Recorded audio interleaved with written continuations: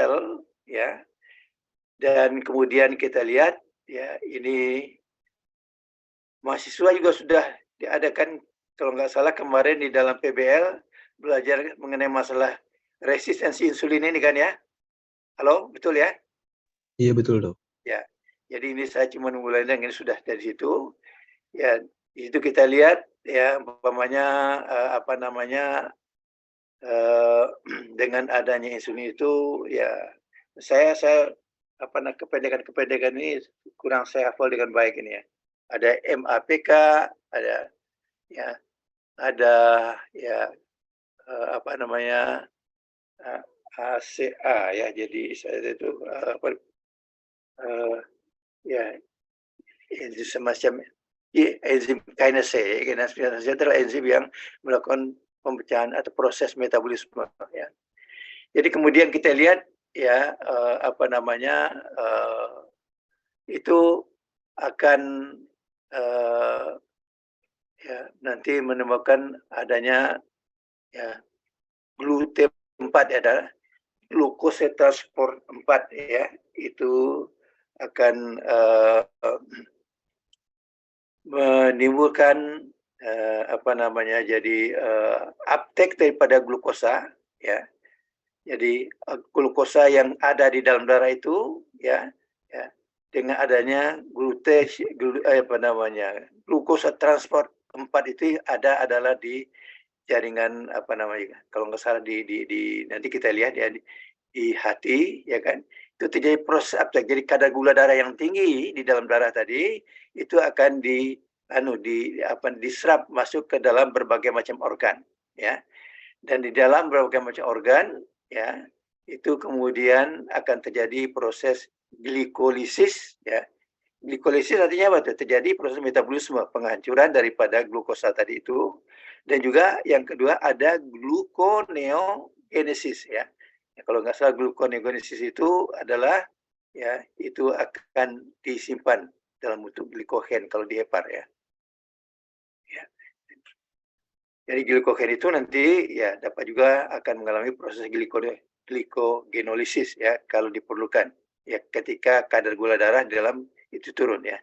Jadi itu penting prinsipnya, kalau ada kadar gula darah yang tinggi maka insulin itu dikeluarkan oleh sel-sel beta Langerhans dalam jumlah yang tinggi ya, dan kemudian itu akan menimbulkan ya insulin ini kemudian ya akan merangsang reseptor dan terjadi proses di dalam sel ya, di mana akan terjadi proses glukosa uptake ya. Glukosa yang ada dalam darah itu akan diserap masuk ke dalam sel ya, yang ada di hati, di apa namanya di sel otot, dan kemudian di sel lemak ya. Slide berikutnya. Nah, jadi ini gambar yang lebih lanjut ya. Jadi ya, kalau kadar gula darah itu selalu tinggi, ya orang banyak makan, nggak apa namanya malas berolahraga, pasti kadar gula darahnya tinggi kan. Nah, jadi itu yang kemudian menyebabkan lama-lama terjadi ya resistensi insulin. Ya, insulin itu ya jadi jumlah yang dihasilkan juga berkurang, ya, atau ya tidak sepadan dengan kadar gula darah yang terlalu tinggi, yang selalu terlalu tinggi, atau terjadi juga perubahan apa namanya struktur daripada insulin yang dikeluarkan dari pulau-pulau Langerhans itu ya, maka terjadi apa yang dinamakan istilah insulin resistensi ya, yang dimulai dengan hipertrofi daripada sel adiposit ya, dan itu adalah karena ya masuknya sel-sel makrofag M1 dan M2 begitu ya, terjadi hipertrofi ya. Dan ya ini kemudian ya kita lihat ya adiposit yang banyak itu akan mengeluarkan terjadinya disregulasi daripada adipokain, yaitu leptin dan adiponektin meningkat, ya terjadi lipolisis meningkat, ya free fatty acid meningkat, ya, dan itu yang kemudian ya free fatty acid yang meninggi itu kemudian ya merusak sel hepatosit dan miosit ya. Ya, jadi ya akan menimbulkan terjadinya yang insulin resistance ya, miosit dan hepatosit yang insulin. Jadi dia tidak bisa lagi apa namanya bereaksi terhadap insulin yang meningkat. Ya. Slide berikutnya dan kemudian itu ada bermacam-macam ya, ada itu dan di mana terjadinya proses resistensi insulin ini ya. Satu adalah di hepar ya, hepatic insulin resistance ya. Dan kemudian yang kedua terjadi di adipose tisu tadi yang sudah dipilihankan, di mana terjadi apa namanya sel-sel makrofag ya kan, itu mengeluarkan TNF alfa dan sebagainya, yang kemudian ya itu kemudian ya masuk ke dalam hepa menimbulkan hepatic resistant.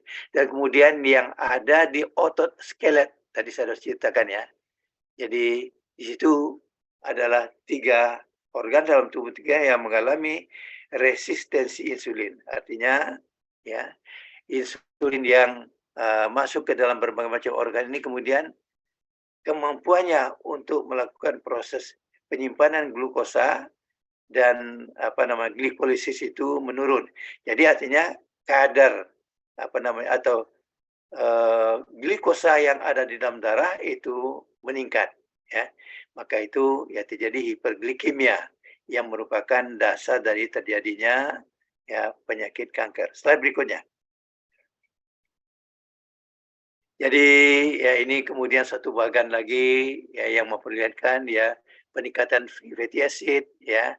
Jadi pengumpulan fat yang ektopik di tempat yang sudah yang perlu terjadi sekarang terjadi umpamanya anaknya menjadi gemuk ya kan jaring lemak di kulinya banyak gitu kan otot-ototnya juga menjadi besar gitu ya dan terjadi disrupsi daripada insulin signaling ya makan insulin resistensi ya ya dan itu pengaruhnya terhadap liver ya jadi resistensi terjadi di hati di otot skelet ya dan di adipose tissue ya dan itu kemudian kalau terjadi seperti itu ya sel beta pankreasnya ya apa namanya tidak mampu apa namanya meningkatkan jumlah insulin yang masuk ke dalam darah ya karena kadar gula darah yang tinggi ya tadi hiperglikemia ya glukotoxicity yang tadi kemudian jadi ada suatu apa namanya mekanisme switchback ya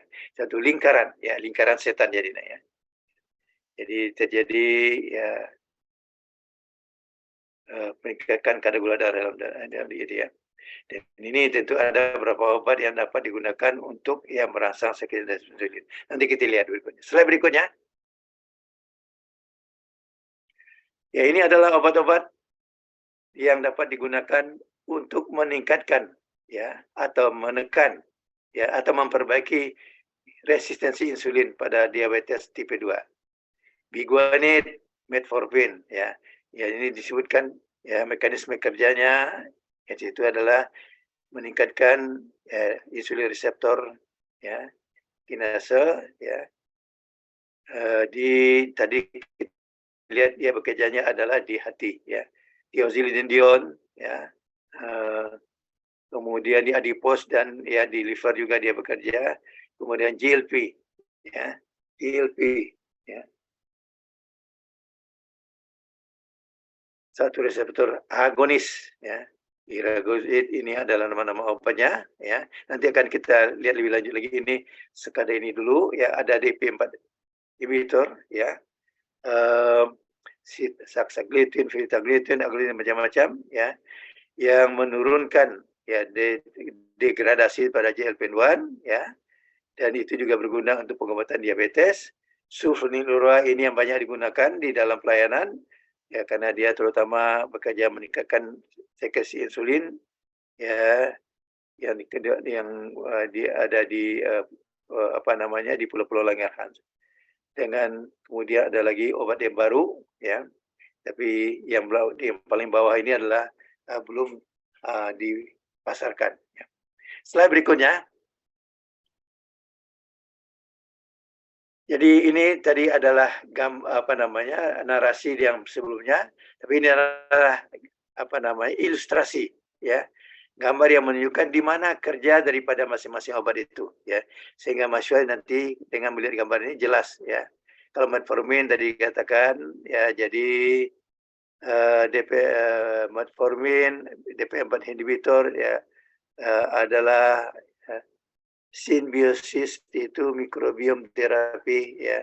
Jadi dia akan mengurangi efek lipotoksisitas, mengurangi penimbunan zat lemak di saluran cerna, ya. Kalau orang obesitas pasti perutnya gendut, ya kan. Nah itu kan di lingkaran perutnya ya biasanya di atas 90, ya. Itu menunjukkan adanya penumpukan lemak yang ya lemak yang ada di situ ya yang nanti akan mungkin efek lipotoxicity, ya. Ya artinya menekan atau mengurangi fungsi daripada pankreas, menyebabkan insulin itu ya tidak terbentuk. Kemudian ya ada lagi kemudian SGLT2 inhibitor. Itu adalah meningkatkan apa namanya, ekskresi glukosa di urin, ya. Kemudian nanti kita lihat nanti masing-masing obat ini, jadi ini menunjukkan ilustrasi di mana obat itu bekerja. Ya, jadi ada yang bekerja di hati, ya metformin, ada yang bekerja di otot, yaitu ya insulin sendiri, ya. Ya, kemudian ada lagi ya yang bekerja di jaringan lemak, kemudian ada yang langsung di pankreas, ya. Jadi tahapan itu menunjukkan di mana tempat kerja dari masing-masing obat itu kalau kita memberikan obat itu dari luar, ya. Sehingga itu kemudian ya apa namanya, ya menurunkan. Tetapi dilihat di gambar ini yang penting adalah ya, barangkali mahasiswa juga sudah belajar di dalam insulin resistensi ini, bagaimana cara mencegahnya, ya. Pertama yang paling penting dulu adalah ya modifikasi daripada lifestyle, gaya hidup, ya. Itu ditekankan sekali, ya.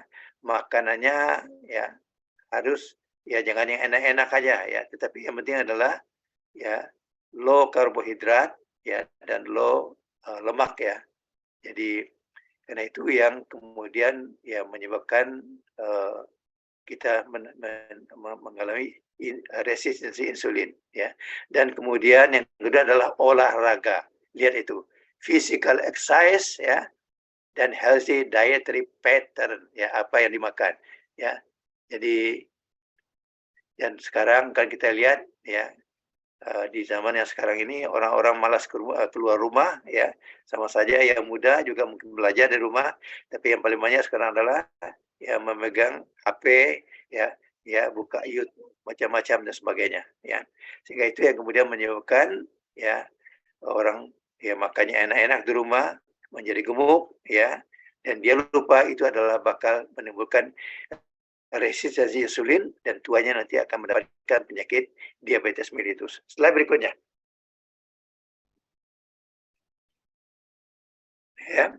Nah, kemudian satu konsep yang lagi perlu yang mungkin belum terbicarakan di dalam saya ikut kemarin ya waktu apa namanya hari apa itu ya, karena saya ada rapat di Depkes, ya. Saya minta supaya ada Zoom meetingnya enggak, tapi rupanya nggak bisa, ya. Yaitu adalah ketika kita ingin mengetahui apakah ketika orang itu berolahraga kemudian ya ini dilakukan biasanya adalah begini, ya. Jadi dia sudah diabetes, ya mungkin pada waktu muda dia sudah diabetes, dicoba memberikan. Jadi ini bukan ya diabetes tipe 2 itu sekarang juga sudah mulai terjadi pada usia muda, ya. Ya. Tapi kalau tipe 1 ya memang sejak lahir sudah ada ya kelainan genetiknya kan, ya. Kalau tipe 2 itu juga pada umur mulai ya di atas 20, ya. Ya, karena ya dia sudah bisa beli makanan di luar, segala macam, bisa pilih sendiri dan sebagainya kan. Nah, di situ kita lihat ya mulai ya dia ada. Dan orang yang demikian, apa pengobatan pertama yang harus dilakukan? Itu adalah ya tadi ya pembatasan diet dan olahraga. Itu dulu yang dilatihkan, ya. Jadi lifestyle-nya yang harus dirubah, ya. Dan kemudian bila dengan lifestyle-nya itu ya kita lakukan pengukuran ya efeknya dalam darah itu dengan melihat berapa gliko HB-nya, Ya, glikoHB itu adalah mencerminkan ya, eee, profil daripada kadar gula darah dari waktu ke waktu untuk jangka waktu yang lama, ya. Dan glikoHB itu kalau di laboratorium, kalau dia di bawah 6,5 berarti itu tidak terjadi resistensi insulin, ya. Dan kemudian ya, kemudian diperiksa kadar gula darahnya ya. Jadi oral glucose tolerance test ya, fasting blood glucose. biasanya ada FBG adalah fasting kadar gula darah puasanya diperiksa. Kemudian lakukan juga ya glucose tolerance test. Dan itu kadar gula darahnya itu adalah berkisar antara 5,6 sampai 6,9 milimol. Nah, tolong diterjemahkan ini ke dalam apa namanya, jadi apa namanya, dalam persen ya kan. Ya. Jadi kadar gula darah kan biasanya diukur ya, ya kalau dia di bawah kurang di 100 miligram persen ya, itu ya jadi apa namanya kadar gula rupasa dan kadar gula fosforandial ya katakanlah kurang di bawah 200 gitu ya. Nah itu dikatakan ya terjadi proses remisi. Kalau remisi itu artinya surut sendiri kan berkat adanya olahraga. Dan kemudian itu diukur secara berulang. Kalau ya HbA1-nya dan ya kadar gula darahnya itu normal, ya, ya selama pemeriksaan berulang selama 1 tahun ya, ya confirmatory maintenance duration 1 tahun, ya. Dan ada lagi yang prolong ya kan. Jadi kita lihat di situ ya angka-angkanya ada ya kurang dari 6 prolong remission ya. Jadi ada yang partial remission, ada yang complete remission, dan tentu yang paling bagus adalah yang prolong remission gitu ya. Ya. Jadi ya di dalam 5 tahun ya tetap ya segitu aja gitu ya. Ya. Ya itu apa namanya kriteria-kriteria yang ya dikeluarkan oleh berbagai konsensus yang ada di dalam berbagai perkumpulan ahli diabetes. Kalau ada adalah American Diabetes Association konsensus ya. Jadi perkumpulan dokter ahli diabetes. Kalau ABCD adalah ya itu adalah di British ya di Inggris ya. PCDS adalah primary care ya. Dokter itu spesialis apa namanya ya. Ya di UK Research jadi ada berbagai macam badan riset yang mengeluarkan kriteria remisi ini. Kenapa ini penting sekarang ya? Ya. Jadi ini menunjukkan pentingnya ya apa namanya melakukan terapi lifestyle ya, koreksi lifestyle itu adalah hal yang pertama harus dilakukan. Jadi ya apa namanya dan kita harapkan ya lifestyle dulu ya, kemudian baru kalau tidak dengan lifestyle itu ya tetap aja tinggi ya, ya artinya dia sudah melakukan diet yang bagus ya dan olahraga yang bagus ya, maka baru kemudian masuk ke dalam intervensi obat ya, itu yang sekarang. Tapi kebanyakan kita di sini enggak ya sambil diobatin sambil dikasih ya disarankan untuk ya berolahraga dan sebagainya. Tetapi ya itu yang tidak dilakukan secara ketat ya. Orang lebih senang minum obat ya gampang barangkali seperti itu ya. Tapi ini sekarang adalah yang dianjurkan ya. Jadi lakukan terapi non farmakologik dulu, baru kemudian terapi farmakologik ya. Slide berikutnya. Next slide ya. Nah ini sekarang ya tata laksana diabetes mellitus ya. Ya kita lihat ini cegah obesitas ya, ya yang merupakan dasar terjadinya peningkatan kadar gula darah ya, walaupun belum tinggi sekali gitu, belum diabetes ya kan, ya. Ya dengan pengaturan makanan dan olahraga yang teratur itu nomor 1 ya. Jadi mulai dulu dengan terapi non farmakologik dan baru dengan terapi farmakoterapi ya. Target pengobatan ya dengan kedua-duanya itu tadi adalah glikoHB-nya ya itu dapat diukur ya kalau ke laboratorium itu adalah kurang dari 6,5% ya. Tujuan pengobatan adalah mencegah ya komplikasi mikro ya. Kalau HbA1 itu di atas 65 terus menerus ya bisa terjadi kelainan di organ ya. Retinopati ya, ya matanya terganggu penglihatannya, nefropati ya suka kesemutan ya, suka artinya juga kurang berasa, neuropati, ya, nefropati adalah ginjal ya, neuropati adalah sarafnya, dan mikrovaskular, ya, dapat terjadi proses aterosklerosis tadi kan, karena ada peningkatan mobilisasi daripada lemak ya, bisa menimbulkan infark dan stroke. Jadi itu kalau orang tidak diobati diabetesnya, ya tidak terjadi komplikasi mikro di berbagai macam organ yang ya tentu dapat memperpendek umurnya ya. Hipertensi, lipidemia, coronary heart disease, stroke ya sering menyertai diabetes ya. Bila ada hipertensi, dislipidemia dan sebagainya itu ya tentu kita juga harus melakukan pengobatan terhadap ya komorbid itu ya. Jadi penyakit yang datang kemudian karena adanya ya kelainan dalam proses metabolisme glukosa di dalam darah kita yang kita namakan penyakit diabetes ya. Slide berikutnya. Jadi farmako antidiabetik ya terbagi atas satu insulin sensitizer. Jadi dia meningkatkan sensitisasi daripada insulin ya. Di mana itu? Di reseptor insulin yang ada di berbagai macam organ ya. Dan obat yang itu adalah metformin, rosiglitazone, pioglitazone ya. Nah, itu sensitizer kalau ini. Kemudian yang kedua obat yang kedua adalah penambah sekresi insulin. Ya, dia merangsang sekresi insulin yang ada di pulau-pulau beta Langerhans ya. Glibenclamide, glipizid, glimepiride, glikoidan ya. Itu biasanya dari golongan sulfonylurea. Yang ketiga adalah penghambat absorpsi glukosa di saluran cerna, akarbose obatnya. Dan tadi insulin sendiri juga bisa dijadikan obat ya. Jadi ya kalau ini adalah type 1 diabetes ya dari awal sudah diberikan insulin karena itu yang kurang ya kan. Dan sekarang juga banyak dikembangkan obat baru. Untuk capai dan pertahankan target lakukan pengobatan kombinasi. Ya bila dengan satu obat tidak cukup maka perlu ditambahkan obat yang lain ya. Dan ini untuk obat kombinasi ini dimulai dengan yang pertama kali diberikan adalah metformin. Ya, itu adalah obat yang tadi bekerja jadi tolong dia lagi ilustrasi gambar tadi, dia bekerja di pankreas, kemudian juga bekerja di hati dan kemudian dia di mana lagi? Coba dilihat nanti lagi ya. Ada juga barangkali di otot ya. Jadi itu adalah obat yang bekerja mempunyai efek pleiotropik ya bekerja macam-macam organ ya. Nah, tapi kalau dengan metformin saja ya tidak turun kadar gliko-HB ya di bawah kurang daripada 6,5 maka perlu kita tambahkan obat yang lain.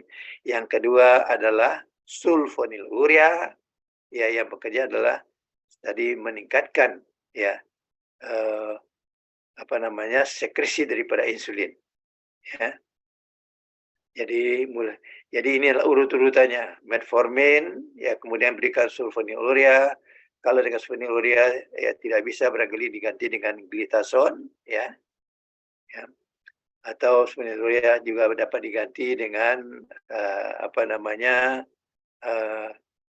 ya dari kelompok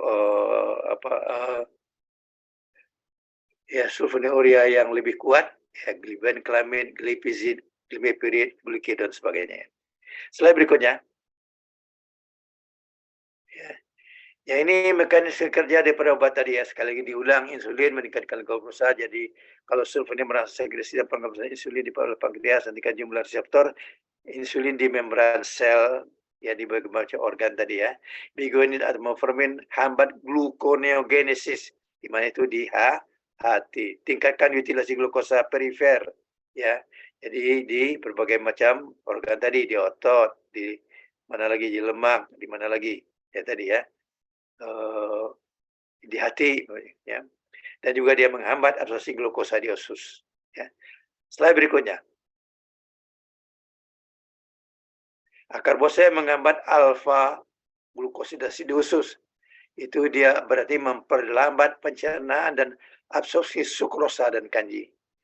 Jadi dia menghalangi atau mengurangi ya absorpsi daripada sukrosa dan kanji.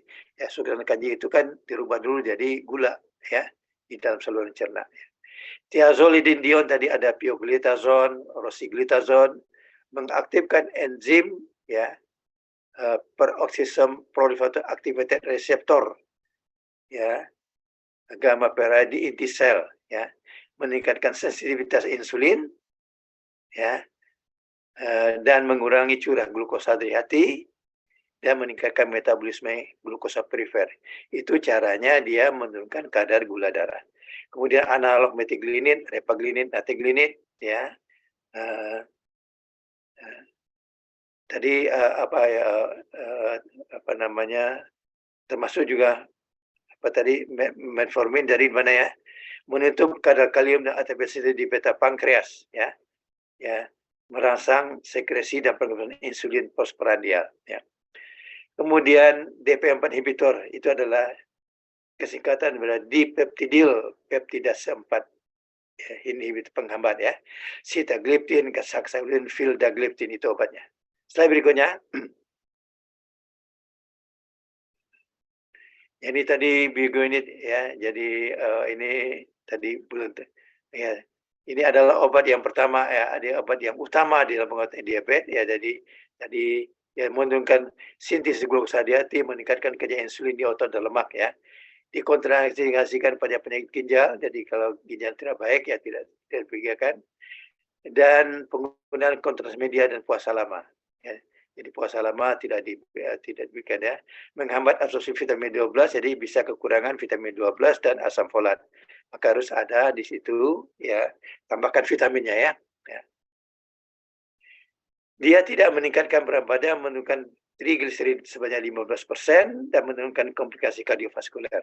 Jadi metformin, ya tadi orang dengan diabetes juga terjadi apa namanya peningkatan lemaknya, dan dia mendapat mungkin trigliserid lemak sampai 50%, ya. Jadi dia dapat dikombinasi dengan antibiotik yang lain, ya. Slide berikutnya. Ini tadi sudah juga, ya. Jadi apa namanya, ini sebenarnya apa yang menimbulkan hipoglikemia karena gangguan fungsi ginjal, ya. Ini obat yang kerjanya half life-nya panjang, gitu ya. Jadi kalau diminum 1 kali 1 hari, ya lama-lama bisa terjadi penumpukan dalam tubuh dan dia menimbulkan efek yang berlebihan sehingga terjadi hipoglikemia. Sekarang obat ini ya jarang dipakai, ya, karena ada dari golongan sulfonylurea yang sudah lebih pendek masa kerjanya, ya, glimepiride, glikedon, glipizid, dan glikasid, ya. Ikatan protein plasmanya tinggi, ya, karena itu dapat terjadi interaksi dengan obat lain yang ikatan proteinnya tinggi. Jadi seperti umpamanya glibenclamid itu ikatan proteinnya tinggi, ya. Itu kalau diberikan bersama-sama dengan apa namanya, ya, sulfixoxazole, ya, itu adalah semacam sulfa, ya, sering ruding-rudingan itu, ya. Kemudian terjadi apa namanya, glibenclamid yang ada di ikatan protein yang tinggi itu diusir keluar ikatannya sehingga dia masuk ke jaringan, dapat menimbulkan, ya, apa namanya, jadi efek yang berlebihan di jaringan perifer dan menimbulkan hipoglikemia yang berat, ya. Ya. Jadi sekarang obat itu tidak dipakai lagi, glibenclamid, ya.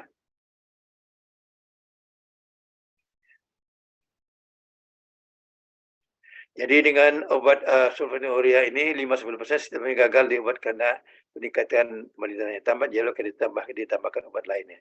Jadi biasanya yang dilakukan adalah diberikan metformin dulu, kemudian baru tambahkan salah satu daripada sulfonylurea ini. Ya, sulfonylurea ini adalah obat yang sudah cukup lama, murah, dan memang efektif. Slide berikutnya. Ya, pioglitazone tadi sudah diterangkan juga, jadi mengenai yang tadi dia merupakan hepatotoksik, ya. Ya, ya, saya berikutnya. Ini sudah diulang lagi tadi, farmakokinetik, cara kerja sama dengan sulfonylurea tadi juga sudah, ya. Jadi ya tadi di depan ada yang seperti ini juga kan, ya. Saya belum menghilangkan slide ini karena ini apa namanya tidak bisa diperbaiki slide-nya ini. Slide berikutnya. Jadi akar bonsai tadi, ya, mencegah peningkatan kadar gula darah dia, ya. ya pada orang tua. Jadi orang yang berusia lanjut bila ada penyakit diabetes ini adalah mulai dengan monoterapi ini pada orang tua, ya. Ya, jadi dimulai dengan ini dan kemudian baru diberikan obat lain, ya. Tapi dia mempunyai efek samping malabsorpsi, flatulence, ya, jadi suka kentut, ya, bloating, perutnya suka kembung gitu ya, dan diare, ya. Dan bila terjadi hipoglikemia, ya berikan glukosa per oral, ya kan. Tadi kan dia apa namanya merubah tadi jadi sumber-sumber glukosa. Ya, jadi itu dia ya di dalam usus terjadi pencernaan kadar glukosa di darahnya meningkat. Tapi dengan akar-bosnya itu peningkatan kadar glukosa yang keluar di usus itu dihambat sehingga penyerapannya menjadi turun ya tadi ya. Slide berikutnya. Nah, sekarang terapi insulin ya. Bila dengan obat-obat macam-macam tadi itu kadar gula darahnya tidak turun, ya kan? Ya, maka itu harus lakukan terapi insulin, ya. Artinya dengan pemberian obat per oral juga ada kontraindikasi, ya, atau tidak ada efek, ya. Terpaksa akhirnya kita memberikan terapi insulin, ya. Nah, dan itu ada macam-macam insulin sekarang ya. Jadi terapi insulin ini diberikan bila dengan yang oral ya sudah tidak menurun lagi, kadar gula darahnya tetap tinggi, maka ditambahkan insulin ya. Pemberian insulin pada diabetes tipe 2 didasarkan pada konsep basal dan bolus ya. Ada basal artinya adalah pemberi insulin sebelum orang itu basal artinya adalah pemberian insulin untuk menurunkan kadar gula darah sepanjang hari. Jadi dia long acting ya. Tapi kalau bolus ya, itu adalah diberikan insulin untuk menurunkan kadar gula darah ketika dia makan. Jadi diberikan ya menurunkan kadar gula darah postprandial. Jadi diberikan praprandial, sebelum makan sudah diberikan. Ya, dan untuk yang basal itu diberikan insulin yang bekerja panjang. Yang Clargin insulin ya, untuk terapi basal. Sedangkan untuk insulin postprandial ya digunakan yang kerjanya cepat, onsetnya cepat dan kerjanya singkat, adalah insulin lispro, aspart dan glucidin. Dan diberikan adalah ya bolus atau preprandial. Slide berikutnya.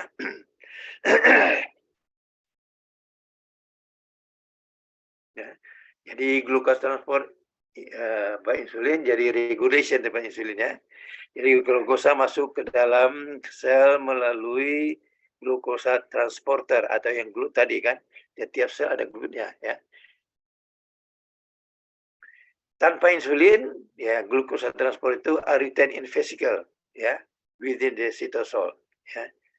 Jadi glut itu ya dia adanya disimpan di dalam sel dari berbagai macam organ ya. Ya, jadi disimpan dalam sitosol ya.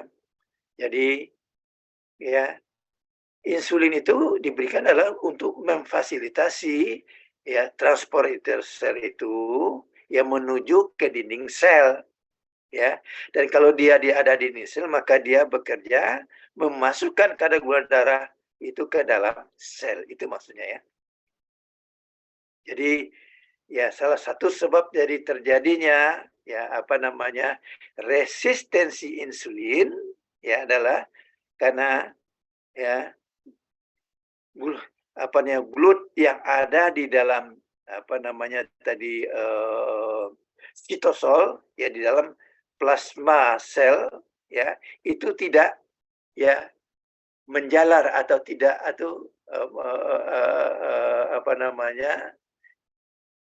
tidak dibawa atau translokasi dengan dibawa ke dinding sel ya.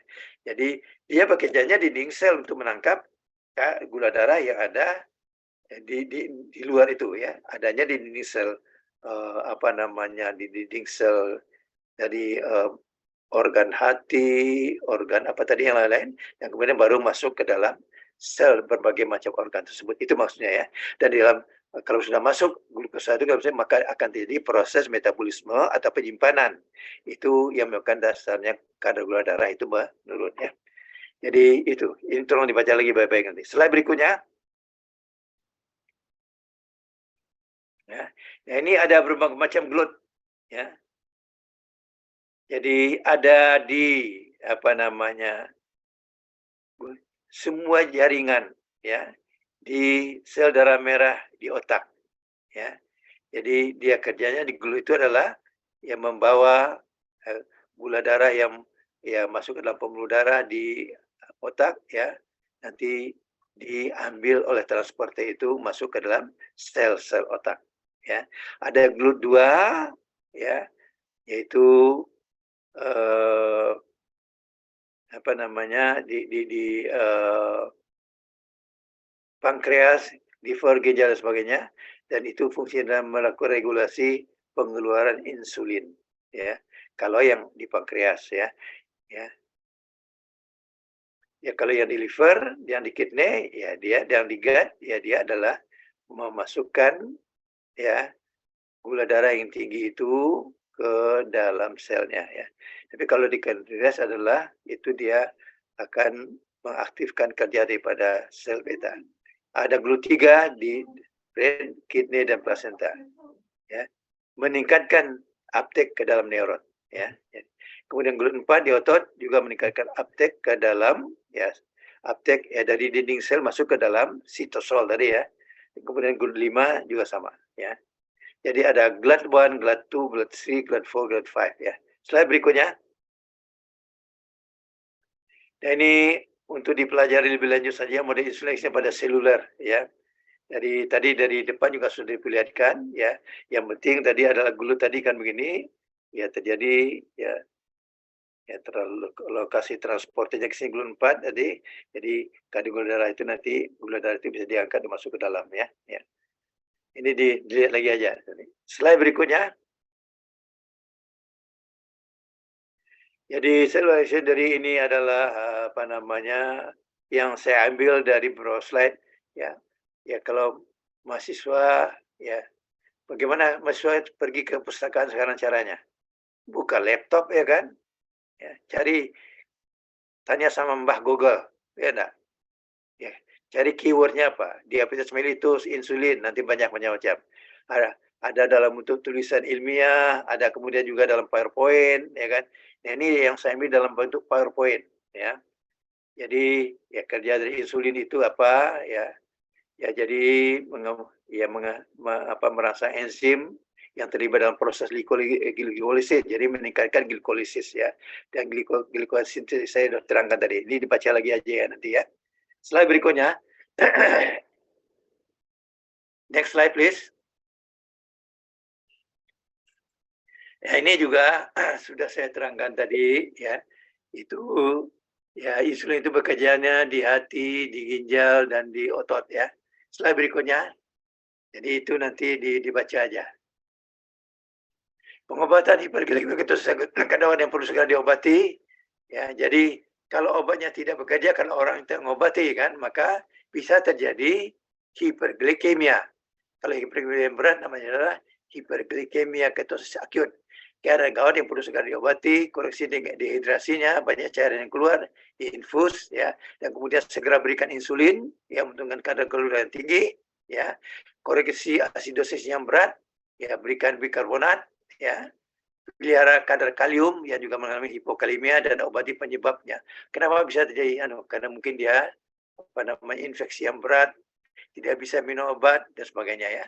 Tandakan ada defisiensi berat insulin, ya, dan kemudian dilanjutkan sejak teratur memberi insulin yang dosisnya disesuaikan dengan tingginya kadar gula dengan menggunakan sliding scale. Nanti kalau udah masuk ke klinik belajar nanti, ya kadar gula sekian, insulinnya berapa banyak diberikan, ya.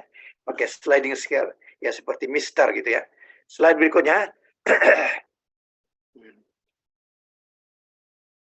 Kemudian ada lagi ketosis hiperglikemia, ya.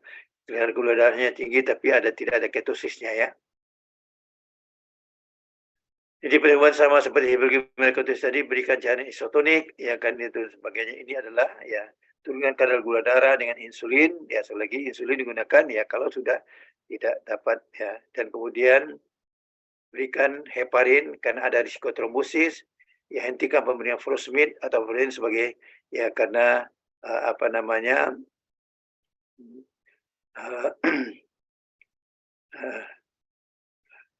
Furosemid semua di stop dulu, phenytoin ya untuk sebagai faktor yang menimbulkan terjadinya hiperglikemia ketotik ini. Slide berikutnya. Kalau ada hiperglikemia akut adalah efek samping obat antidiabetik hipoglikemia akut ya. Orangnya pusing, bingung, lambat berpikir, sempoyongan, palpitasi, berkeringat, ya, mulutnya moncong bergetar, ya. Itu adalah tanda-tanda hipoglikemia, ya. Bila dia orang yang masih sadar, ya berikanlah obat yang bergula, ya kan, minuman yang bergula. Bila tak sadar, ya terpaksa diberikan glukakon, ya, atau dextrosa untuk meningkatkan kadar gula darah, ya. Bila kena sulfonylurea, infuskan dextrosa sebanyak 10%.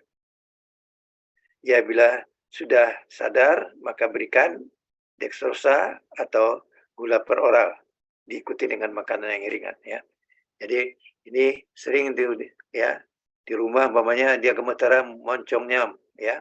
Kemudian ya dia sempoyongan, ya.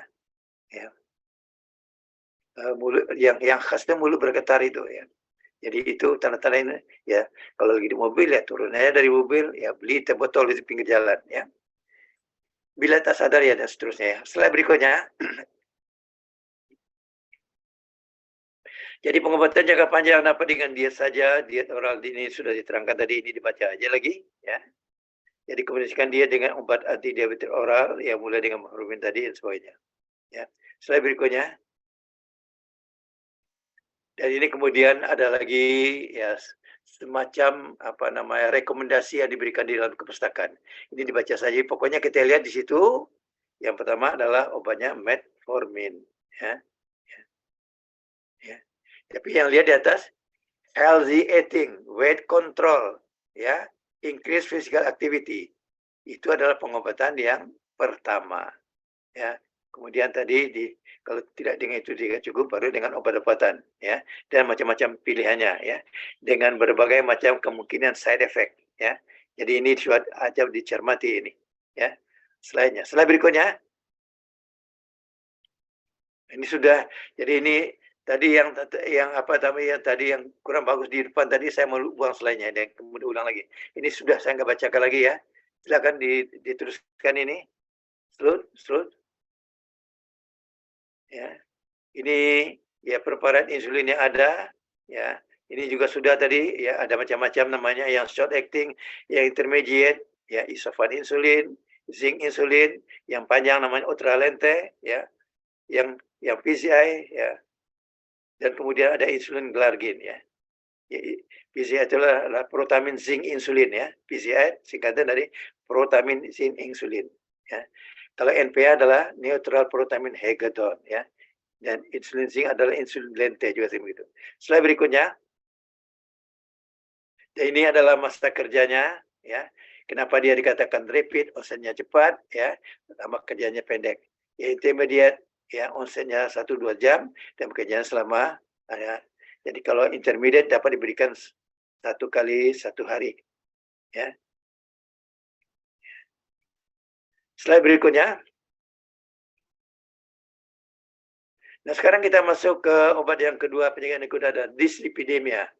Ada peningkatan kolesterol, ya, ada kolesterolemia, ya, yaitu berupa hiper LDL kolesterolemia, ada hipo ADL kolesterolemia, ya, dan ada hipertrigliseridemia, ya, itu adalah dyslipidemia, ya.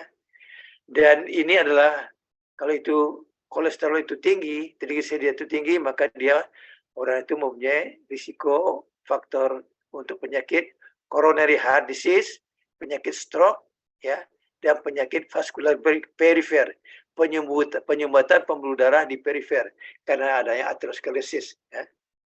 Disebabkan oleh 3 faktor yang berhubungan, faktor genetik, gaya hidup, perilaku sekali lagi, dan juga ini adalah salah satu penyakit metabolik, ya. Kalau obat dan mekanisme jawabannya, 1 statin menghambat HMB-CoA, hidroksimetil glutarat, ya, glutaryl koenzim A. Kemudian obat yang kedua adalah resin. menghambat asam empedu, jadi diberikan per oral, ya.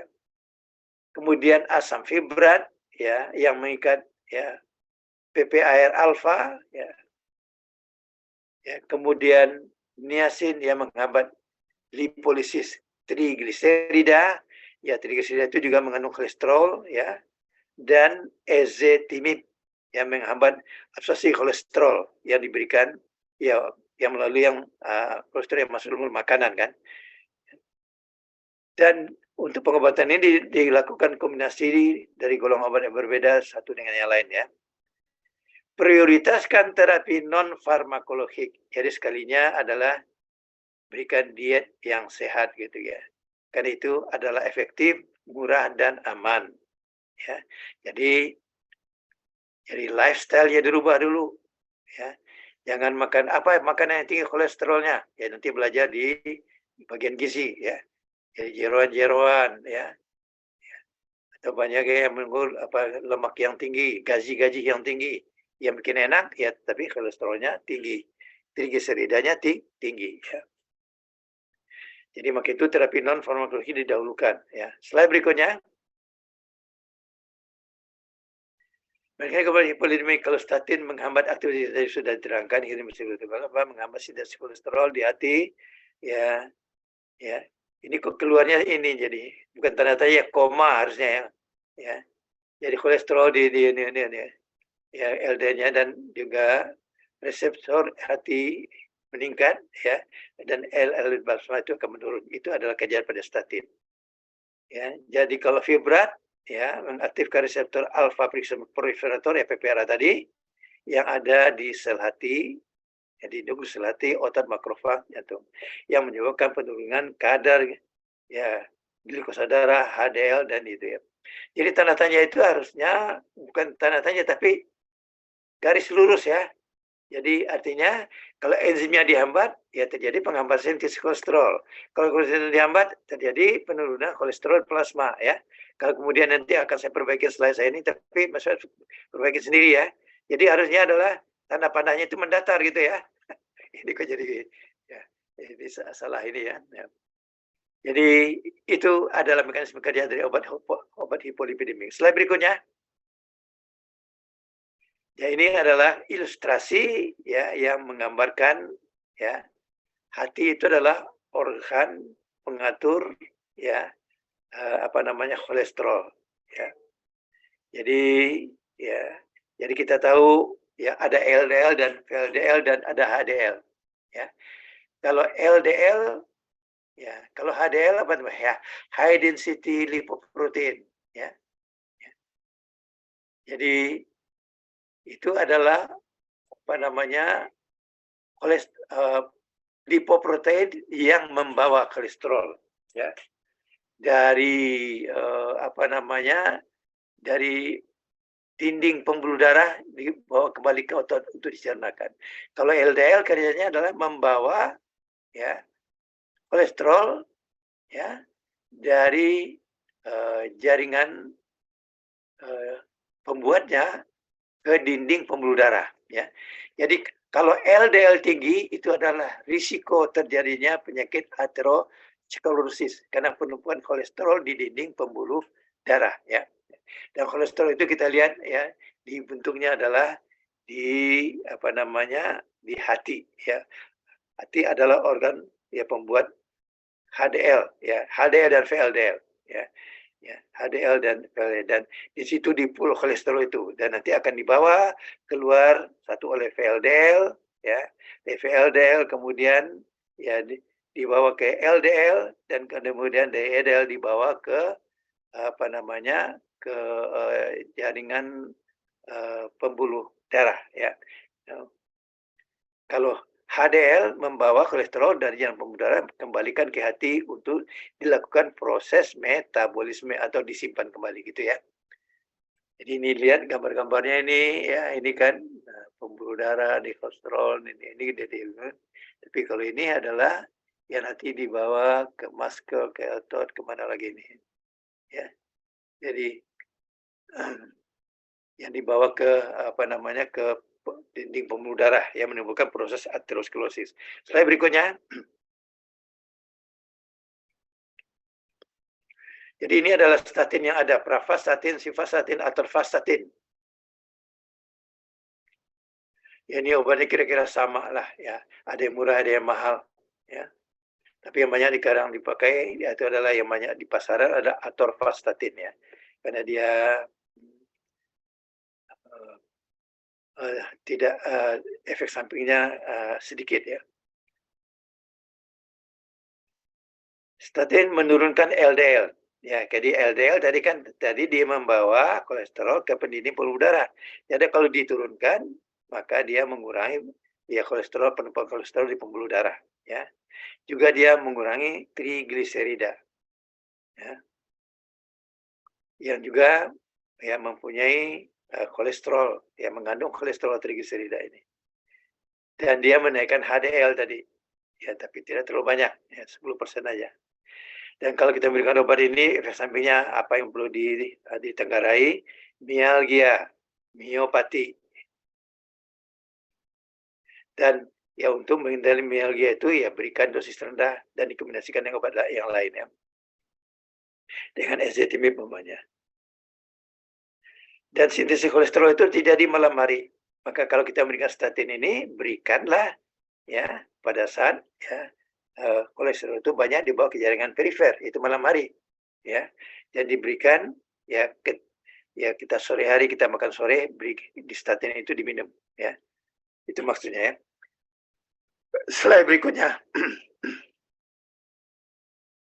Nah, kemudian obat yang kedua itu adalah resin. Resin diberikan oral, yaitu menurunkan kolesterol total supaya 13%, LDL 20%, menurunkan coronary heart disease, ya, insiden 19%. Jadi penurunan ya low density liver sebanyak 1% yang dihasilkan oleh obat ini akan menurunkan coronary heart disease sebanyak 1%. Ya. Diminum 2 kali sehari, tidak diserap, menimbulkan efek samping begah, konstipasi. Ya. Jadi dia mengurangi absorpsi daripada kolesterol yang masuk ke dalam pembuluh darah ya. Dikontraindikasikan pada hipertrigliseridemia. Slide berikutnya. Kemudian asam fibrat, ya dia ada aktivator PPR tadi, ya tadi udah juga diterangkan di depan nih, mengurangi trigliserida melalui oksidasi asam lemak, meningkatkan sintesis ya lipo ya. Jadi meningkatkan ya lipoprotein lipase ya.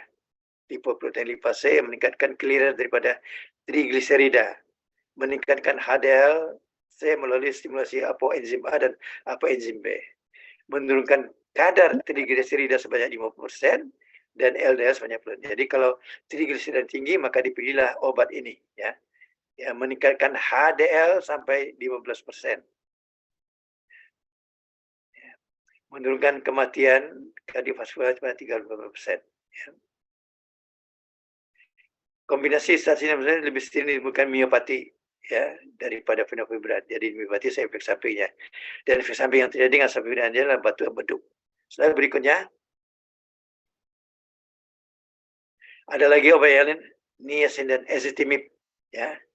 Ya menaikkan HDL sebanyak 30%, trigliserida turun sebanyak 3%, LDL turun sebanyak 20%, tapi efek sampingnya banyak sehingga jarang digunakan orang.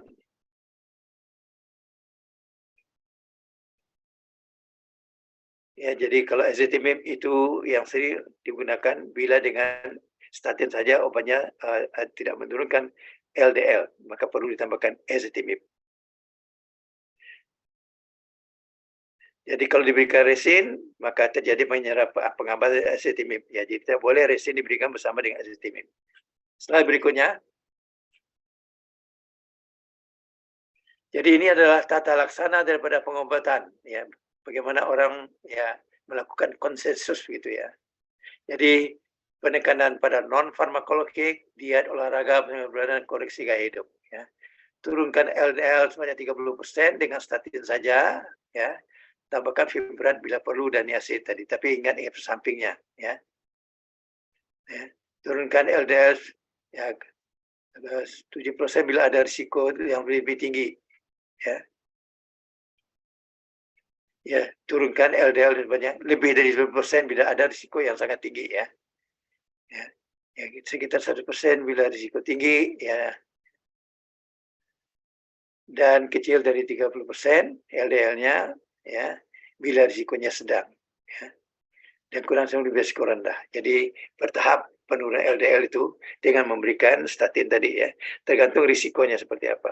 Slide berikutnya.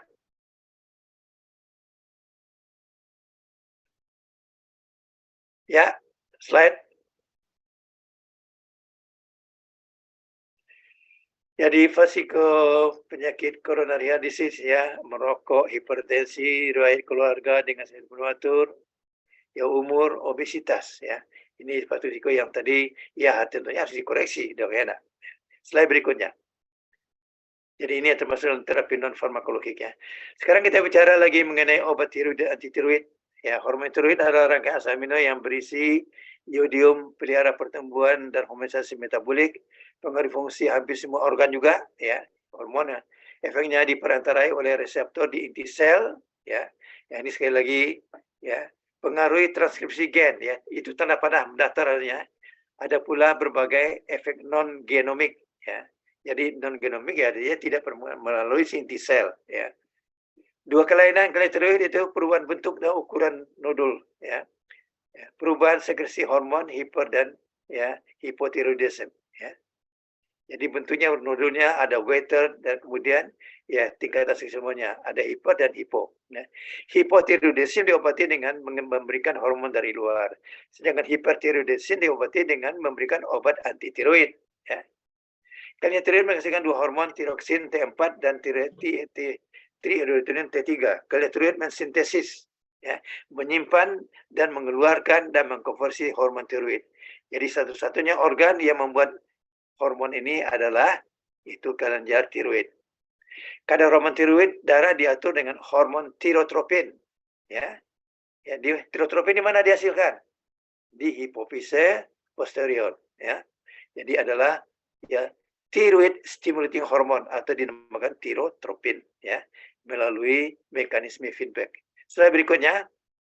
Ya, tirotropin ini menggunakan TSH juga ya, tirotropin, thyroid stimulating hormone ya. 7 langkah sintesis penyimpanan dan pengeluaran hormon tiroid. Satu, ya, hormon tiroid itu dibuat dari iodium. Satu, terjadi uptake iodium, ion, ya, ion iodium. Dari mana uptake-nya? Ya, dari yang kita makan masuk ke dalam pembuluh darah, kemudian dia mengalir ke tiroid dan kemudian diambil, ya, diserap, diabsorpsi, ya. Dan ini dapat dihambat oleh perchlorat dan sianida, ya, sulfur sianida. Jadi ya ini ya proses uptake-nya itu fase satunya, langkahnya dulu ya. Yang kedua terjadi oksidasi dan ya oksidasi iodium menjadi iodide ya. Ya. Dan iodinasi. Iodinasi gugus tirosil tiroglobulin. Ya, ada hormon tiroglobulin yaitu tiroglobulin yang dapat dihambat oleh enzim PTU ya dan metimazol ya. Jadi iodium itu nanti di apa namanya? Diambil oleh hormon tiroglobulin ya. Kemudian terjadi coupling iodin tirosin. Dua iodium, dua atom iodium bersatu menjadi iodotirosin. Ya. Dan kemudian menghasilkan iodotironin. Ya. Dan ini dapat dihambat oleh PTU adalah kesingkatan daripada propylthiouracil dan obat yang lain adalah metimazol. Ya. Yang keempat, resorpsi tiroglobulin ke dalam sel. Ya. Ya, dihambat oleh kolsikin, litium, iodium, ya, dan sitokhalasin. Kelima, pengeluaran T4 dan T3 ke dalam darah dihambat lagi oleh ion iodium ya. Keenam adalah recycling ya. Recycling itu artinya ya jadi prefer dihambat penglepasan iodiumnya ya, yaitu adalah dinitrotirosin ya. Dan ketujuh adalah konversi T4 menjadi T3 di jaringan perifer ya. Yang dihasilkan adalah T4, tetapi kemudian kalau dia untuk efektif di jaringan perifer dia dirubah menjadi T3 ya. Jadi ini adalah 7 langkah sintesis penyimpanan dan pengeluaran konversi daripada tiroid, ya, yang dihasilkan hanya oleh kelenjar tiroid, kemudian dipakai ya di jaringan-jaringan perifer, ya. Dan ya kita membicarakan bagaimana dia disintesis, disimpan dan pengeluaran ini adalah di dalam rangka nanti memahami berbagai macam obat yang bekerja ya pada kondisi di mana ada hipertiroidism. Hipertiroidism itu mulai daripada ya sekresi tiroid yang berlebihan dan kemudian itu menimbulkan efek yang berlebihan di jaringan.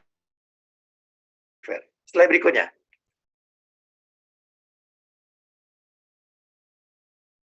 Slide berikutnya. Ya, jadi ini ya sekali lagi gambaran ilustrasi mana terjadi tadi ya. Jadi coba yang sebelumnya tadi ya, yang sebelumnya tadi ilustrasinya ya. Jadi ini adalah kelenjar tiroid. Ini tadi ya di dalam darah iodium segala macam di sini ya, dimulai uptake ya, yang kemudian ya oleh enzim periodisi menjadi iodide ya. Kemudian ini kemudian terjadi oleh hemoglobin digabung ya. T1, T2 monoiodotiriodin berubah menjadi diiodotiriodin, kemudian ya T3 tiroksin dan triiodotiriodin dan tiroksin ya. Kemudian mengalami proteolisis ya. Ya, kemudian dikeluarkan ya. Nanti masuk ke jaringan perifer ya. Jadi ini ilustrasinya supaya lebih paham aja. Slide berikutnya.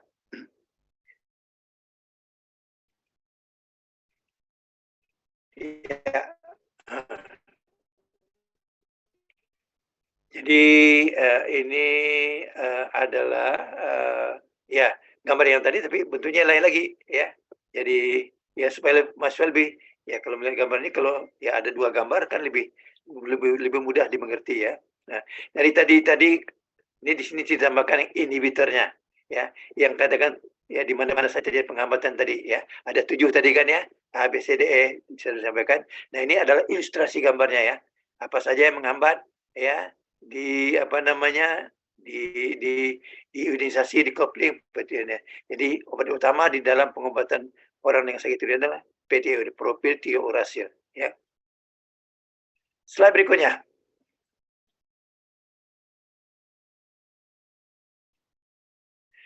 Dalam darah tiroksin terikat dengan ya tiroksin binding globulin ya pada gaya globulin dalam darah. 90% iodin adalah T4 ya di dalam darah T4 hanya 5% sebagai T3. Ikatan dengan protein plasma halangi eliminasi. Karena dia terikat dengan plasma dia tidak terjadi proses ya metabolisme atau eliminasi ya. Dan ya kekuatan ikatan itulah menentukan berapa lama dia masaknya half life-nya ya. Nah, ketiga daripada ini, ya ketika dia sampai di jaringan, masuk sistem kapiler, dia bebas masuk ke dalam jaringan, ya, dan aktif, ya.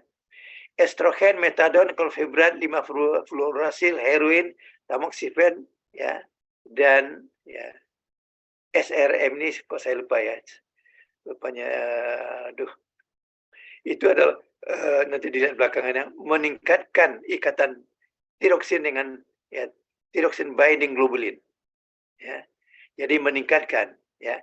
Jadi terjadi interaksi di situ. Jadi akan menyebabkan waktu parohnya menjadi lebih panjang. Ya. Sedangkan steroid, androgen, L-asparaginase, ya, salisilat, asam mefenamat, ya, antikonvulsan, furosemid menurunkan ikatannya. Jadi akan menyebabkan ya T4 dan T3 itu mudah masuk ke jaringan. Jadi kalau bisa masuk ke jaringan, ya efektivitasnya akan lebih tinggi ya, dan dia akan menunjukkan berbagai macam side effect ya. Kalau waktu parohnya adalah dari tiroksin 6 sampai 8 hari ya, kadang suruh menjadi separuhnya ya. Yang memendek menjadi pada kadar hipotiroidism dan memanjang pada ini ya. T4 dan T3 dikonjugasi di hati ya, ya diikat di hati ya. Artinya ya di T1, T2, T3 itu dikonjugasi di hati, ya. Kemudian dihasilkan di cairan empedu dan kemudian mengalami resorpsi di usus, ya. Jadi di jaringan T4 dirubah menjadi T3, T4 dirubah menjadi T2, T2 dirubah menjadi T1 ya. T4, T3, T2 dan T1 ya. Slide berikutnya ya, right. Jadi yang tanda tanya tadi tolong dirubah menjadi tanda panah mendatar ya. Regulasi fungsi tiroid tadi sudah, kadar tempat yang tinggi hambat sintesis pengeluaran TNA. Jadi ini sudah tadi. Slide berikutnya. Sudah dibicarakan tadi regulasi. Ini saya belum slide berikutnya. Lupa tadi menghapus yang double-double ini. Nah, ini adalah gambaran daripada struktur kimia. Ya. Monohidroterusin, dihidroterusin, tetraterusin. Jadi mono MIT ya, DD3 dan jadi kalau mono ya artinya apa namanya itu jadi satu ya. Dan kalau empat ada. Ini sayang ini tidak bisa di ini ya. Jadi apa ya? Tidak bisa. Sorry, maaf. Slide berikutnya.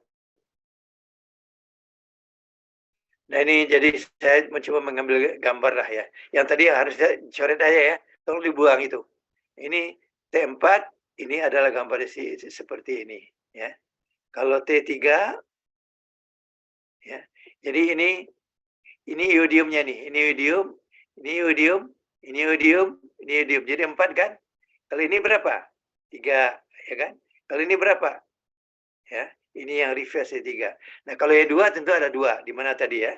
Jadi dilihat di gambar sebelumnya ya. Ini lebih kalau depan ada iodiumnya 4 ya di struktur kimia ini. Jadi ini adalah yang membawanya ini ya. Nah, molekul besar yang membawa iodium itu. Ya nanti masuk ke jaringan, ya nanti iodiumnya dilepas ya kan. Slide berikutnya. Jadi ini lagi ya ilustrasi lagi ya. T3, T4 ya. Ya. Sintesis neoprotein ya kan.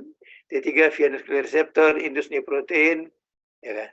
Jadi ini saya nih jadi ya dia digunakan ya nanti masuk ke dalam otot tulang ya dengan saraf pusat ya. Dia merangsang proses metabolisme ya dengan meningkatkan aktivitas natrium katium ATPase, konsumsi oksigen, ya, heat production, basal metabolisme meningkat ya. Dan kemudian sebenarnya glukosa meningkat, gluconeogenesis meningkat ya kan. Jadi ini adalah proses metabolisme kardiovaskular, kardiak output meningkat ya. Jadi itu kerja daripada hormon itu ketika sudah masuk ke dalam jaringan, berbagai macam jaringan. Slide berikutnya. Jadi ini adalah farmakokinetik dari T4 dan T3 ini. Ya. Jadi T4 itu lebih hanya 10 liter tersebarnya ya. Jadi kalau T4 dia masuk ke dalam sel, maka volume distribusinya, tempat penyebarannya lebih luas. Jadi kalau T4 itu adanya adalah terutama hanya di dalam pembuluh darah saja ya. Ketika T4 sudah dirubah menjadi T3, maka T3 inilah yang masuk ke dalam jaringan.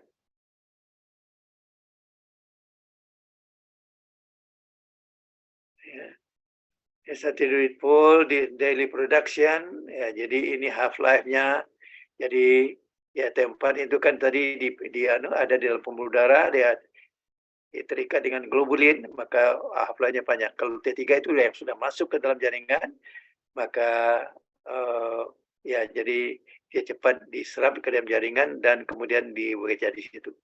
Jadi sehingga hanya 1 hari kadarnya sudah turun menjadi setengah. Jadi kalau T4 baru 7 hari. Nah ini adalah berapa serum levelnya ya. Jadi yang terikat ya amount bound-nya ya sama-sama tinggi, tetapi ada potensinya ya. Potensinya artinya efek farmakologi yang ditimbulkannya hanya 1 ya. Tapi kalau T3 4 kali lebih lebih kuat efeknya dibandingkan dengan T4. Jadi yang terutama bekerja di sel T3.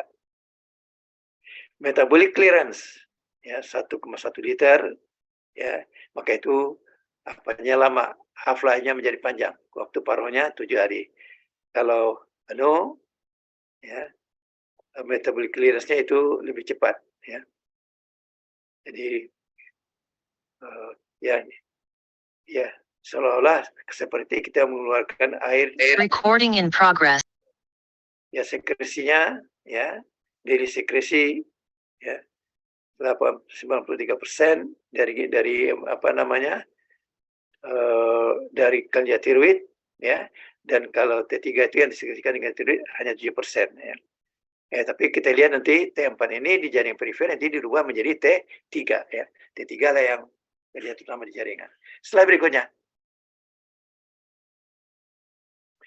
Apa digunakan tiroid hormon ini indikasi sebagai replacement terapi pada hipotiroidism. Ya kan? Kalau ada hipotiroidism maka diberikan obat ini. Ya, levotiroxin atau yang tempat sintesis terpilih sebagai replacement terapi karena masa kerjanya panjang dan potensinya konsisten. Jadi T4 nanti dirubah menjadi T3 baru masuk ke jaringan gitu ya. Tapi dia terikat lama di protein di dalam globulin ya. Jadi sedikit-sedikit dilepaskan gitu. Jadi apa namanya? Jadi obat ini ya cukup diberikan 1 kali 1 hari atau berapa hari sekali gitu ya. Replacement terapi masa kerjanya panjang. Sedangkan T3 pekerjaannya lebih cepat berguna untuk koma myxedema. Jadi untuk ya adanya penyakit myxedema jadi kekurangan tiroid ya yang akut ya, dan juga digunakan untuk kanker tiroid sebelum pemberian iodium 131 ya. Campuran diberikan bila dengan LT3 saja terkontrol ya. Tetapi T3 darah dapat tinggi karena T4 dirubah menjadi T3 ya. Jadi tanda tanya itu tolong dirubah nih dulu. Saya lupa tadi itu jadi merubahnya ya. Tujuan disiplin adalah agar TSH dan kisaran normal berada dalam kisaran normal. Jadi pada orang yang hipertiroidism yang biang keroknya apa? Itu pengeluaran thyroid stimulating hormone dari hipofisal ya.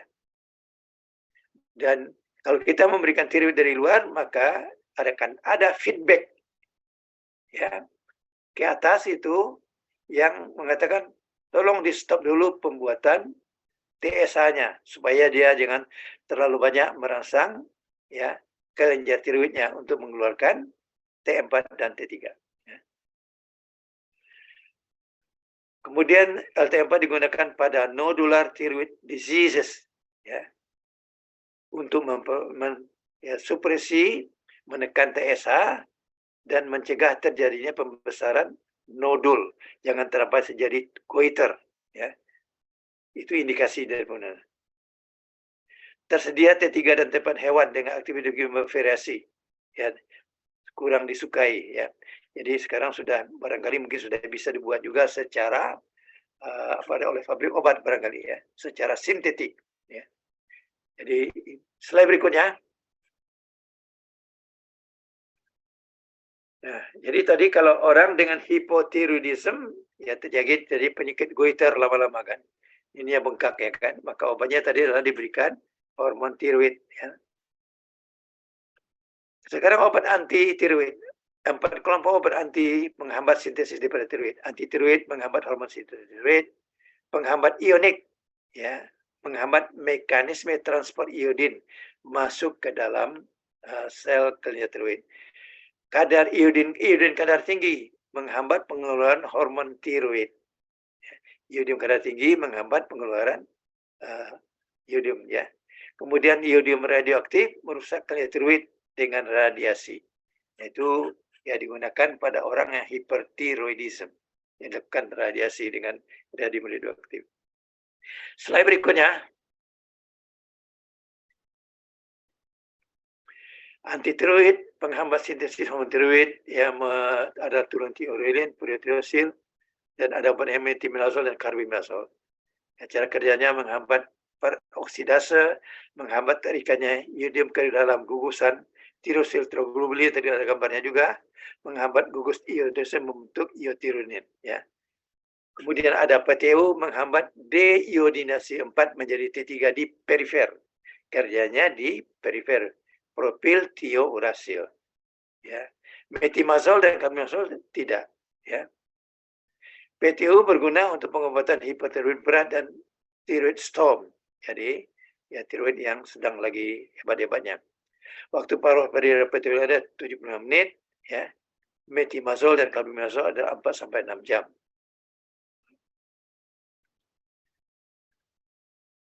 Jadi kalau carbimazole lagi cara kerjanya nanti sudah ada di gambarnya kan, di gambar tadi sebelumnya, ya.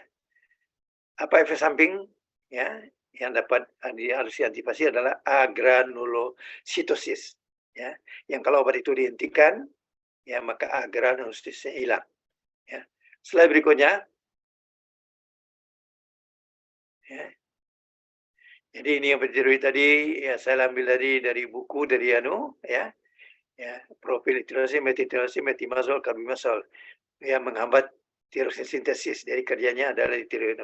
Anion inhibitor perchlorat, ya. Jadi ini lagi-lagi radioaktif, ya. Kemudian ada propranolol, ya, dapat digunakan juga untuk hipotiroidisme. Dan kemudian obat-obat lain, ya ini dipakai juga, ya. Ini adalah anti tiroid, ya. Jadi kalau obat-obat lain itu tidak diindikasikan, tapi kita harus antisipasi jangan sampai terjadi hipotiroid bila memberikan sulfonil, sulfonamid, phenylbutazone, sodium, litium, amiodaron, dan dimecapro, ya. Setelah berikutnya,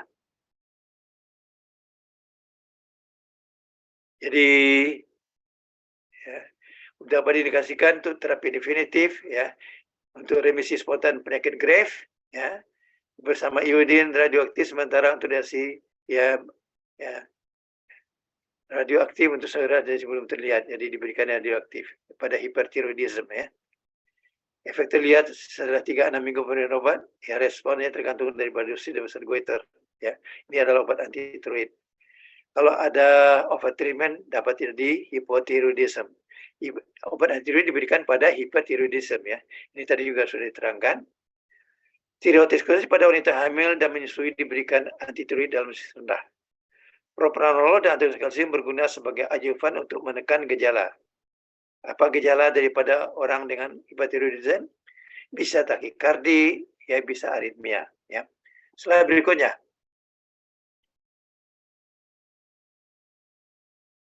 Slide, yep.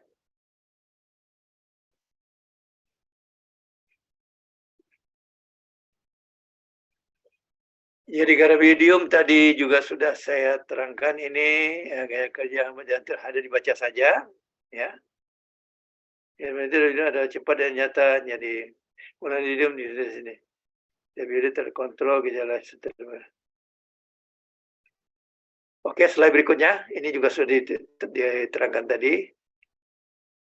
Jadi indikasinya prabedah tiroidektomi kalau orang mau diangkat tiroidnya karena hipotiroidisme, tapi ini dikasih dulu obat ini setelah hipertiroidisme dikontrol dengan anti tiroid, ya. Dilakukan baru tindakan bedahnya, ya. Krisis tiroidektosis bersama dengan anti tiroid dan propranolol, ya. Proteksi daripada tiroid dari hujan radioaktif karena kebocoran. Jadi indikasinya prabedah, tiroidektomi, ya. 2 krisis tiroksid, ya, tirotoksik, dan ketiga adalah bila ada hujan radioaktif, ya. Di sini nggak ada, belum ada, ya. Dan kemudian obat yang kedua solusi Lugol. Lugol itu adalah ya iodium yang dibikin jadi obat, ya. Berisi 6 komponen, diberikan per orang, ya 3 kali sehari, ya. Dan diserap sebagai iodida di dalam khusus, ya. Efek sampingnya, ya tadi juga ada rasa kecambal, mulut, dan tenggorokan rasa bakar. Ya ada salivasi dan iritasi bronkus. Efek samping daripada sosiologol. Slide berikutnya.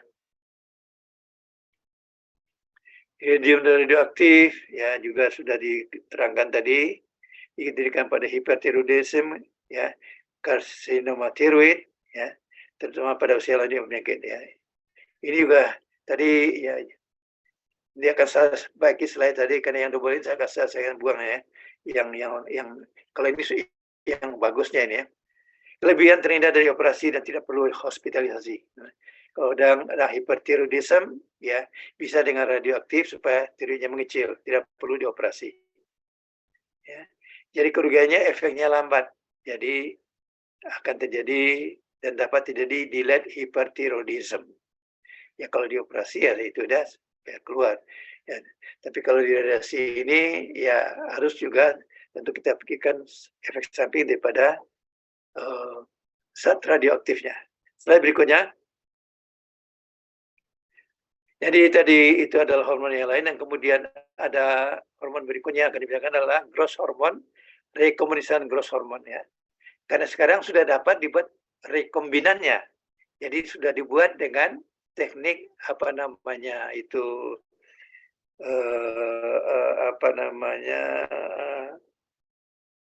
ya saya insulin juga sudah dapat dibuat sekarang secara apa namanya bioteknologi ya dengan membiarkan jaringan ya kemudian yang itu jaringan penghasil hormon ini ya. Jadi itu namanya sehingga dapat dibuat rekombinannya. Kalau nggak salah yang disuruh jadi bioteknologi ini ada kuman, ada jaringan ya. Jadi kalau growth hormone ini adalah stimulasi pertumbuhan otot tulang panjang, meningkatkan densitas tulang, meningkatkan massa otot, ya, meningkatkan glomerular filtration rate, menstimulasi pembentukan adiposit, ya, bekerja sebagai anti insulin, ya, menurunkan utilisasi pada glukosa, meningkatkan lipolisis dan merangsang gluconeogenesis, merangsang insulin-like growth factor, ya. Growth factor yang mirip dengan insulin, yang menyerupai insulin, yang menimbulkan efek anabolit dan pertumbuhan. Ya. Jadi harap sekali lagi yang tanda tanya itu dirubah menjadi ya panah garis datar ya. Buat apa growth hormone digunakan? Untuk anak KT. Ya. Anak KT ini apa namanya sekarang? Stunting. Ya. Sindrom Turner, ya. Chronic renal failure pada anak-anak, puasa dengan defisiensi growth hormone, orang kacheksis karena HIV, malabsorpsi karena short bowel syndrome, ya, karena ususnya sudah dipotong. Tetapi tidak digunakan untuk anti-aging terapi. Sebab yang populer sekarang ini ya melalui ya, iklan-iklan media sosial adalah anti-aging terapi. Ya, anti-growth hormone ini suntikan supaya tetap awet muda maksudnya. Ya. Dan kalau kita memberikan growth hormone ini, maka respon kliniknya dipantau dengan ya, melihat IGF-1. Ya. Itu tolong nanti cari apa kesingkatan IGF-1 ya, kok saya jadi lupa jadi ini. Ya. Jadi ya apakah ada atau tidak ya. Jadi terjadi penurunan ya. Jadi IGF-1 ini. Apa efek samping yang dapat terjadi? Hipertensi intrakranial dengan papilodem, gangguan penglihatan, diabetes mellitus, skoliosis, dan ginekomastia. Ya. Jadi growth hormone ya perlu diterangkan sini ya tambahan saja karena ini adalah hormon yang banyak disalahgunakan ya sebagai anti-aging terapi. Tapi penggunanya di dalam klinik juga ada untuk penyakit-penyakit tertentu seperti yang dilihat di atas tadi. Slide berikutnya. Prolaktin yang menginduksi pertumbuhan efisiensi sel ductus dan kelenjar mama. Prolaktin tidak punya indikasi terapeutik. Ya. Hiperprolaktinemia adalah gejala yang penyakit hipotalamus dan hipofisis anterior akibat hambatan aktivitas dopaminergic, ya, adanya chronic renal failure, hipotiroidism, dan dengan TSH yang tinggi. Gejala hiperprolaktinemia atau hiperprolaktinoma adalah galaktoria, air susu banyak keluar, amenorrhea, dan infertilitas. Ya. Jadi prolaktin ini dapat dihambat dengan aktivasi reseptor dopamin L2. Apa itu yang dapat digunakan? Itu agonis 2 bromokriptin pergolide, ya, cabergoline adalah pengobatan awal pada orang yang menderita prolaktinoma dan hiperprolaktinoma. Ya, cara kerja menghambat pengeluaran prolaktin spontan yang diusi oleh hormon, ya, tirotropin releasing hormone, ya. Jadi adalah ya kelainan yang menghubungkan dengan penyakit di hipofise, ya, yang pada wanita dapat menimbulkan berbagai macam ya hiperprolaktinemia, ya, ya dengan berbagai macam gejala, ya, galaktoria, ya, galaktoria, ya, amenorrea, infertilitas, ya. Jadi diukur kadar prolaktinnya, ya, dan kalau memang ada peningkatan prolaktin maka ya nanti diberikan obat-obat agonis reseptor D2 itu bromokriptin, ya, dan pergulin. Jadi prolaktin perannya adalah di dalam ya jadi adanya hiperprolaktinoma, ya. Ya tentu juga mungkin ada perannya kalau ya ada ya defisiensi daripada ya atau daripada hipofise posterior. Tapi ini yang ya tidak ada kasus kliniknya. Kasus kliniknya baru adalah hiperprolaktinoma, ya. Slide berikutnya masih ada? Ya, jadi ini semuanya mengenai hormon, ya. Jadi farmakoterapi yang menggunakan hormon.